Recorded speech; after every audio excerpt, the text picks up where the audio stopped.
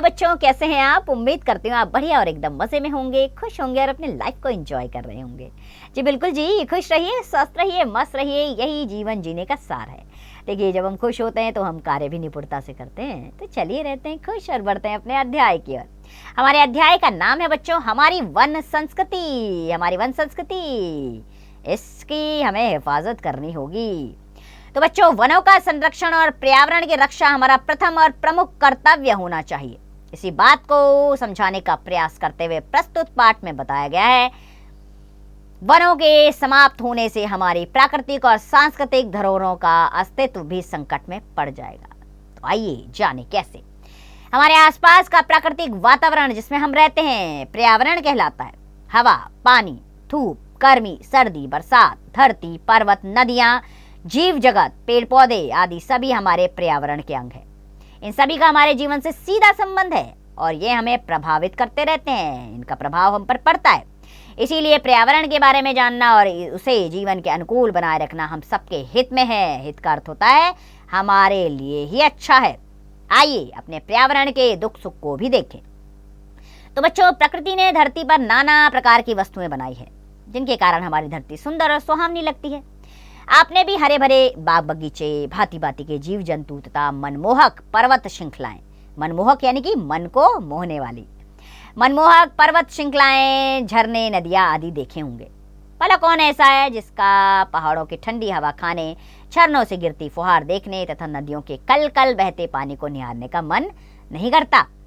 लहलाते खेत खलियान, फूलों से महकती रंग बिरंगी धरती, कुंजों के झुरमुट से आती मन मन ठंडी हवा और बीच बीच में चिड़ियों की चहचहाट, जंगल में शेर की निर्भीक दहाड़, निर्भीक यानी कि बिना भय की दहाड़, ऊंचे ऊंचे वृक्षों के वनों में पगडंडियों से गुजरते नर नारी, प्रकृति की गोद में अनायासी माता के दुलार का आनंद होता है। दुलार अर्थात माता के प्यार का आनंद हम प्राप्त करते हैं अपनी प्रकृति से, संभवतः है। इसीलिए धरती को धरती माता कहना प्रारंभ हुआ।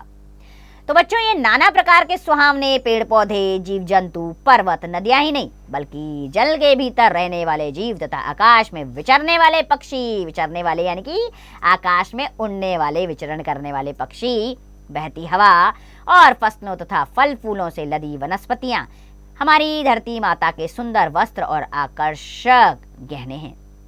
इनसे सुसज्जित धरती केवल चित्ताकर्षक यानी कि चित्त अर्थात मन को आकर्षक करने वाली लगती है। चित्ताकर्षक ही नहीं लगती बल्कि मनुष्य सहित सभी प्रकार के जीव जगत के लिए जीवदायिनी भी है।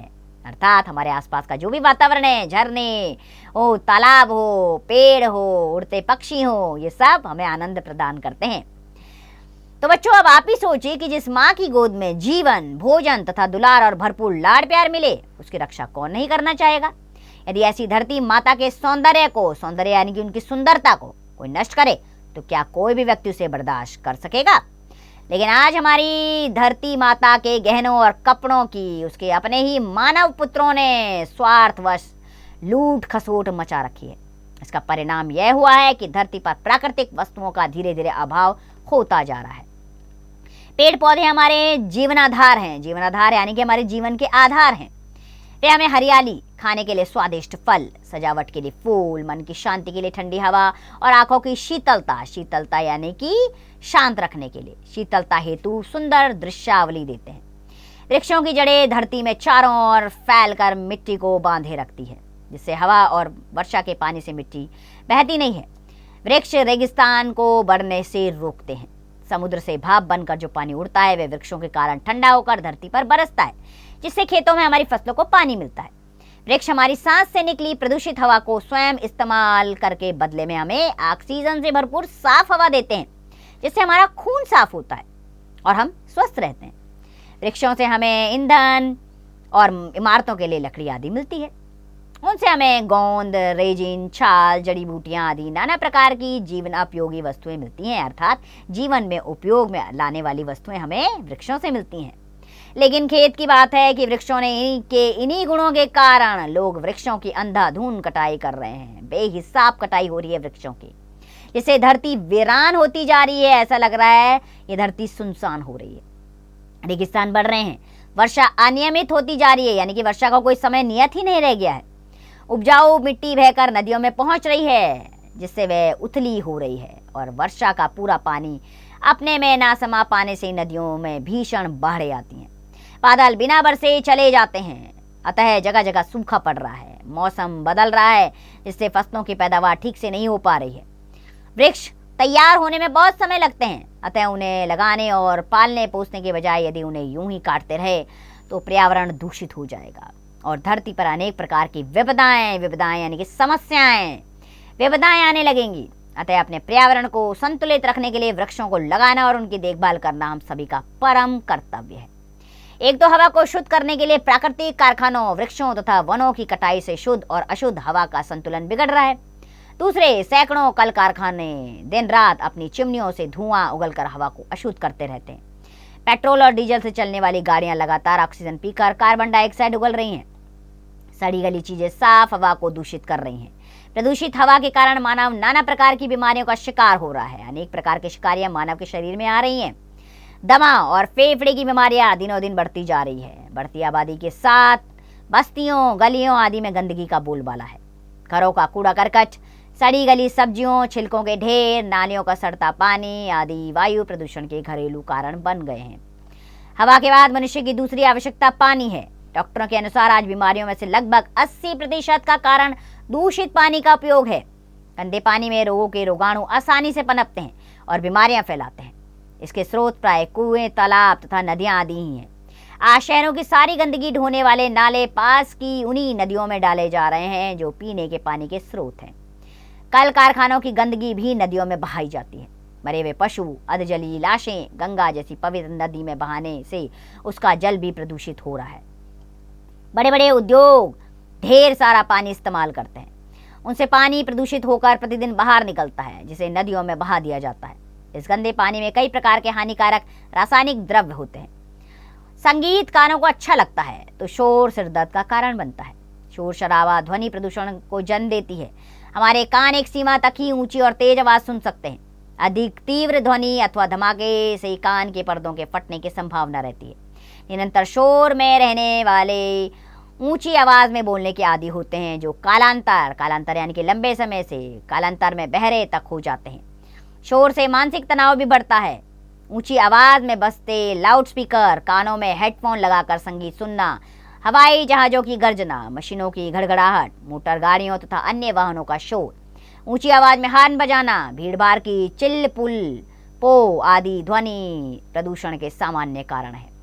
शोर बहुत हानिकारक होता है, तभी तो अस्पताल के परिसर पर लिखा होता है यहाँ हॉर्न बजाना मना है। इसलिए ध्वनि प्रदूषण रोकने में हम सभी को सहयोग करना चाहिए। इसी तरह अन्य प्रकार के प्रदूषण भी हमारे पर्यावरण में विद्यमान है। यह नहीं समझ लेना चाहिए कि प्रदूषण बढ़ाने में केवल कारखानों या वन विनाशकों का ही हाथ है। हम भी अपने घर, पास पड़ोस और विद्यालय में स्वच्छता एवं पर्यावरण संरक्षण के सामान्य नियमों का पालन न करने से जाने अनजाने प्रदूषण बढ़ाने में सहायक बनते जा रहे हैं। स्थान स्थान पर थूकना, कूड़ा कचरा फेंकना, नालियों में रुकावट पैदा करने जैसे अनेक कार्य पर्यावरण का प्रदूषण बढ़ाते हैं। कूड़ा कचरा बिखरने से बचाकर शोरगुल पैदा करने वाले यंत्रों के प्रयोग में सावधानी बरतकर हम भी पर्यावरण को प्रदूषण से बचाने में अपना सहयोग दे सकते हैं। तो बच्चों, प्रदूषण को बचाना हमारे लिए बेहद आवश्यक है अगर हमें यहाँ जीव मात्र का जीवन बचाना है तो इसके लिए प्रदूषण को हल हाल में खत्म करना होगा, चाहे वो किसी प्रकार का भी प्रदूषण क्यों ना हो। आइए अभ्यास प्रश्नों पर बढ़ते हैं। मौखिक अभिव्यक्ति का पहला प्रश्न, पर्यावरण का क्या अर्थ है? हमारे आसपास के वातावरण को पर्यावरण कहा जाता है। इसी प्रकार बाकी के प्रश्नों के उत्तर स्वयं दें आप। लिखित अभिव्यक्ति में क प्रश्न है, सही उत्तर वाले गोले को रंगिए। पहला वाक्य है, धरती को कहा जाता है धरती माता, बी वाला विकल्प सही है। बाकी के वाक्य पढ़ के बाकी के विकल्प स्वयं ढूंढिएगा। ख प्रश्न रिक्त स्थानों की पूर्ति करनी है। इसमें पहला वाक्य है, प्रकृति की गोद में अनायास ही माता के दुलार का एहसास होता है। इसी प्रकार बाकी के रिक्त स्थान स्वयं भरिए। गौ, इसमें सही गलत का निशान लगाना है बच्चों। पहला वाक्य है, धरती पर प्राकृतिक वस्तुओं का धीरे धीरे अभाव होता जा रहा है। इसमें सही का निशान लगाइए और बाकी के सही गलत के निशान स्वयं लगाइए। गौ में एक गद्यांश दिया गया है जो पाठ का एक अंश है, ठीक है। तो इसको आप 2-3 बार पढ़िएगा और इससे संबंधित 4 प्रश्न है। इन चारों प्रश्नों के उत्तर आपको इसी गद्यांश में से मिलेंगे।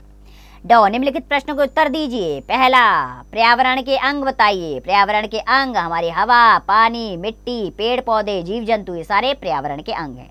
इसी प्रकार बाकी के प्रश्नों के उत्तर स्वयं दीजिए। कल्पना की उड़ान का प्रश्न है बच्चों, पर्यावरण की रक्षा के लिए हमारे क्या कर्तव्य है। पर्यावरण की रक्षा के लिए हमें पेड़ों की अंधाधुंध कटाई रोकनी होगी, हर तरह के प्रदूषण का अंत करना होगा। चलिए आगे बढ़ते हैं, भाषा की बात। नीचे लिखिए वाक्यों में प्रविशेषण शब्दों को छांट कर लिखिए। प्रविशेषण होता है जो विशेषण की विशेषता बताता है। पहला वाक्य है बच्चों का आचरण बहुत सुंदर है, तो इसमें बहुत शब्द जो है वो प्रविशेषण है। इसी प्रकार बाकी के प्रविशेषण स्वयं ढूंढिएगा। अगला प्रश्न आ रहा है बच्चों, निम्नलिखित वाक्यों में कारक चिन्हों को रेखांकित करते हुए संवेदित कारक का नाम लिखिए।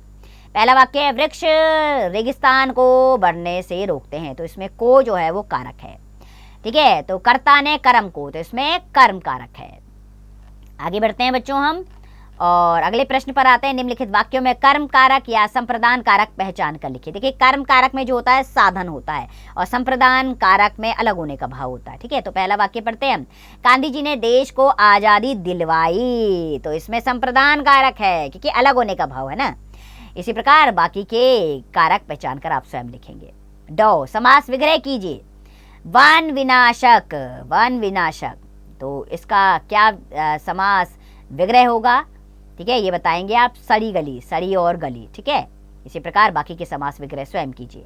संधि विच्छेद कीजिए। चित्ताकर्षण, चित्त जमा आकर्षण, बाकी के संधि विच्छेद आप स्वयं करेंगे। विषय संवर्धन गतिविधियों पर आपको करना है। एक स्क्रैप बुक में किन्हीं 5 औषधीय गुणों वाले पेड़ अथवा पौधों के नाम लिखिए, वो चित्र चिपकाइए, उनके 5 औषधीय गुणों के बारे में लिखिए। यह भी लिखिए कि किन किन रोगों के उपचार में काम आते हैं। तो ये कार्य आप तुरंत कीजिएगा। अगला है प्रश्न, चित्र देखकर दिए गए प्रश्नों के उत्तर कॉपी में लिखिए। ठीक है, लोग पेड़ काटकर किसके लिए जगह बना रहे हैं, महिलाएं पेड़ से क्यों चिपकी हुई हैं, यह चित्र किस आंदोलन की याद दिलाता है, पेड़ काटने के लिए लोग किसका उपयोग कर रहे हैं। ठीक है, तो ये चित्र देखिए और इन प्रश्नों का उत्तर आप दीजिए। देखिए बच्चों, अगर हमें सुरक्षित इस धरती पर रहना है, स्वस्थ रहना है, तो हमें प्रदूषण को जड़ से मिटाना होगा, अपने पर्यावरण की रक्षा करनी होगी, अंधाधुंध पेड़ों की कटाई को रोकना ही होगा। ये परम आवश्यक है, केवल हमारे लिए नहीं, इस धरती पर रहने वाले हर जीव जंतु के लिए। तो मैं आपसे भी यही उम्मीद करूंगी कि आप इस दिशा में आगे कदम बढ़ाएंगे और लोगों को समझाएंगे कि पर्यावरण की सुरक्षा हम सबका दायित्व है। इसी उम्मीद के साथ खुश रहिए, स्वस्थ रहिए, मस्त रहिए और इस पाठ का अभ्यास करते रहिए।